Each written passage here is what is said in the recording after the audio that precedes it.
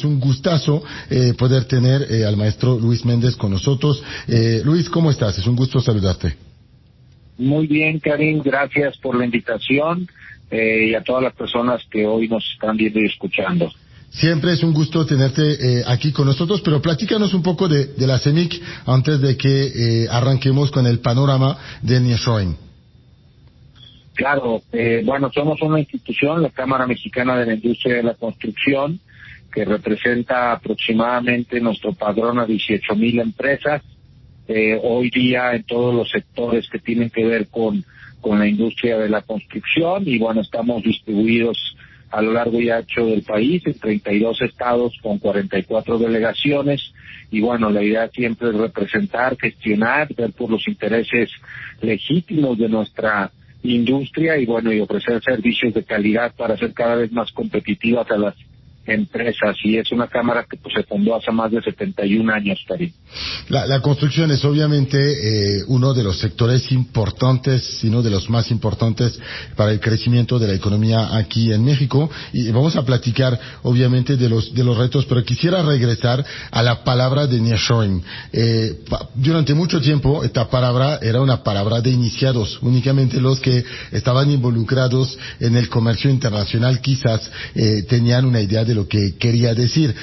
Hoy en día, y particularmente desde los últimos, vamos a decir desde el COVID y la regionalización de la economía, es una palabra que ha sido mucho más común en las bocas de los expertos, de los economistas y del público en general. Quisiera que nos ayudes a entender un poco cuáles son los antecedentes de este nearshoring y qué ha facilitado este desarrollo, este posicionamiento estratégico de México en el comercio internacional.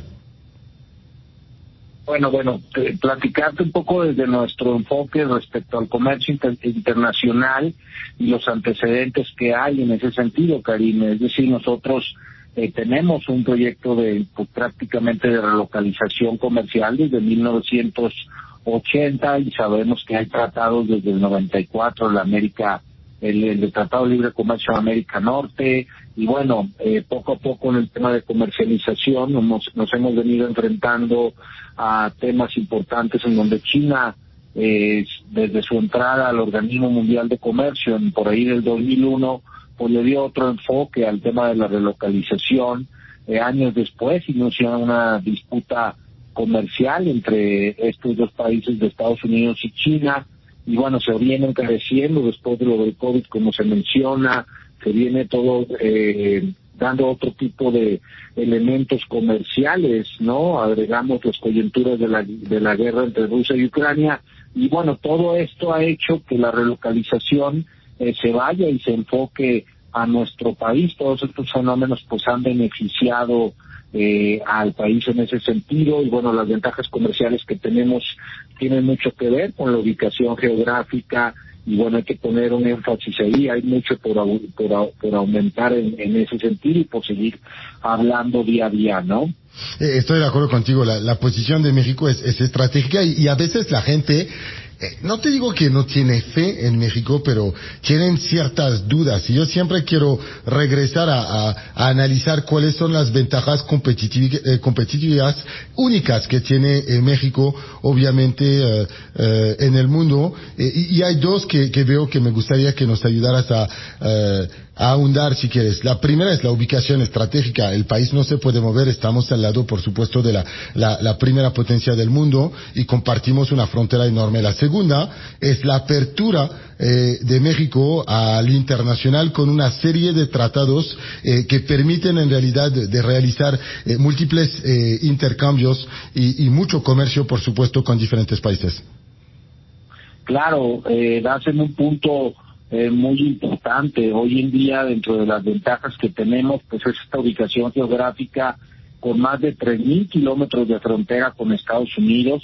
Hay que hablar un poco ahí, Karim, también tenemos cerca de 500 parques industriales importantes, más del 50% se localizan en estados fronterizos, 4,000 empresas instaladas en estos parques, y bueno, la distribución de ellos aproximadamente el 37% es de origen estadounidense y el 30% en países como Japón, Alemania y Corea del Sur, y bueno, y el resto, que es como un 33% de capital nacional, pues esto le da una dinámica muy interesante, ¿no? Es decir, tan interesante que entre el 2018 y el 2022 México recibió aproximadamente 830 nuevas empresas, de las cuales el 35% fueron de Estados Unidos y el 20% de Asia. Es decir, la confianza está en nuestro país. Y bueno, y lo que comentabas, el tema de México como receptor de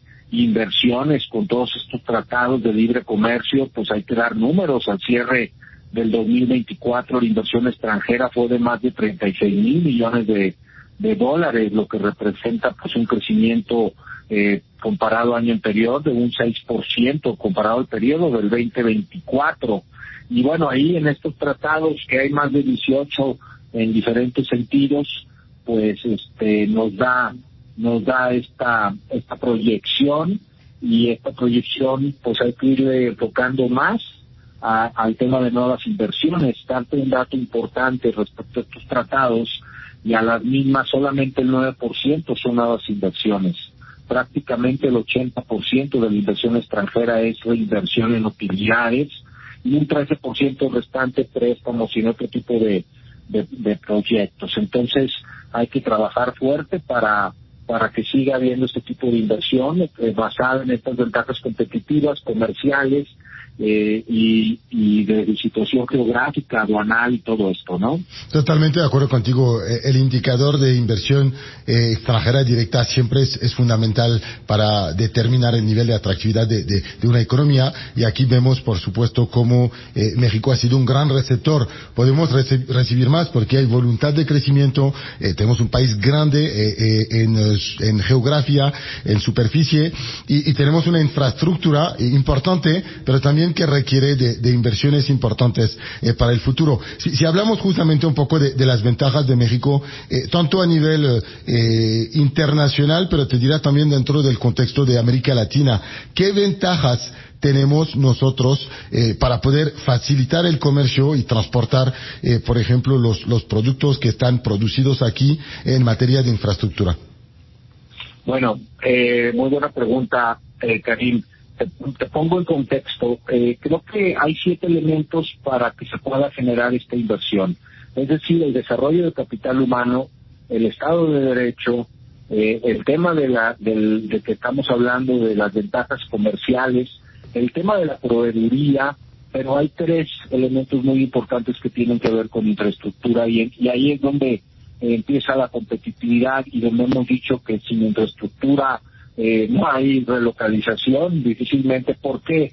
Porque estos 3 elementos hablan de infraestructura en energía, de infraestructura en agua y de infraestructura logística. Hablando de la infraestructura logística, México tiene una densidad importante. Hay grandes retos que son el mantenimiento de las mismas carreteras, pero bueno, México es el segundo país con más carreteras en Latinoamérica.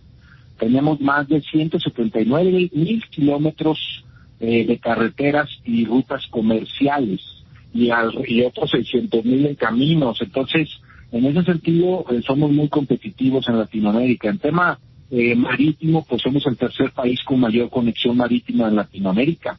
El sistema portuario de nuestro país integra más de 100 puertos con 15 terminales. Si habláramos de temas aeroportuarios, también hay grandes retos. México cuenta con 78 aeropuertos. Esto refuerza la posición del país en la economía global. Y bueno, en el tema ferroviario sabemos que hoy en día hay grandes ambiciones para proyectar más el tema ferroviario, que hoy es de 27,000 kilómetros de vías, y somos el tercer país más grande de Latinoamérica en este sentido. Entonces, tenemos estas grandes competitivas, que hablo mucho, ventajas competitivas, que hablo mucho en el enfoque de infraestructura, hablando un poco del tema logístico, que detona 3 de cada 4 ramas económicas cuando hay construcción, y cuando hay infraestructura, pues se da un círculo muy virtuoso. ¿Por qué? Porque si hay infraestructura, hay competitividad, hay productividad, hay inclusive mucha calidad de vida, y hay mucho desarrollo en el tema de comercialización, ¿no? Totalmente de acuerdo contigo. Ahora quiero que nos enfoquemos un poco sobre el rol de la construcción en la economía mexicana y los grandes proyectos o el sentimiento de los agremiados, por ejemplo, de la CEMIC, las recomendaciones quizás que tienen ustedes. Sabemos que en el sexenio pasado, por ejemplo, una de las grandes obras conocida por el público entero fue el Tren Maya. Era una de las obras emblemáticas, y que cuando hay mucha inversión pública en infraestructura, pues esto detona también mucha inversión del sector privado. Platícame un poco del rol de la construcción justamente en el bienestar, en la salud de la economía mexicana. Es esencial. El 8% del PIB representa el tema de nuestra industria de construcción. Se generan aproximadamente 5 millones de empleos. También hablando de aproximadamente un 8% de empleos que se generan desde aquí. Si haces una fórmula de establecimientos, somos la segunda industria que más genera empleos por establecimientos. Y bueno, en ese sentido, hay objetivos hoy muy puntuales para tener crecimiento. Se habla de atraer inversiones nacionales y extranjeras por más de 277,000 millones de dólares. Se habla de temas de infraestructura hídrica, de proyectos estratégicos para la misma y de infraestructura energética, el tema de que se contempla una inversión de más de 23,000 millones de dólares en temas de energía, qué decir en temas de carreteras, puertos, trenes. Entonces, sí es un rol estratégico que tiene nuestra industria. Decir por cada peso que se genera, pues que se detona con la inversión productiva pública, pues van otros 9 en camino. Es decir, si nosotros nos vamos a ver, Karim, estos grandes retos, aproximadamente se está invirtiendo el 2.4, 2.5 del PIB, y este gran reto habla de que tiene que ser el doble o el triple. Los países que están en desarrollo nos dan esta gran muestra de estar invirtiendo hasta un 4, y países como los tigres asiáticos invierten hasta un 9 o un 10% del PIB en infraestructura. ¿Qué decir de China, que de los últimos 20 años invirtió, por decir así, en acero lo que invirtieron países como Estados Unidos en un siglo? Entonces ahí te vas dando cuenta de la importancia de la infraestructura, y además no solamente es productividad, es calidad de vida. Hay que recordar que hoy en día, cuando lleguemos a nuestra casa, pues vamos a trasladarnos por una calle, vamos a prender la luz, vamos a bañarnos, va a haber agua, va a haber electricidad, ya hay escuelas. Entonces no es un tema menor, y hay grandes retos, porque si hablamos de que se debe invertir 3 veces esto, pues la inversión privada cobra una labor preponderante para llegar a invertir hasta 2 billones de pesos por año. El presupuesto habla de 500,000 de obra inversión pública. Pues hay que apoyar para crecer, y con todo este potencial que tiene la infraestructura, ¿no? Sí, sin duda, el gobierno aquí tiene que crear las condiciones de generar esta confianza de parte del sector privado para seguir invirtiendo en esta magnitud. Y de hecho veníamos de un contexto macro muy favorable, obviamente con el desarrollo del nearshoring, un contexto de regionalización donde la clara guerra entre Estados Unidos y China pues favorecía a México desde el punto de vista de las inversiones. La llegada de Donald Trump con una doctrina política un poco distinta y una postura más agresiva, particularmente a través de los aranceles, ha creado más incertidumbre en el mercado.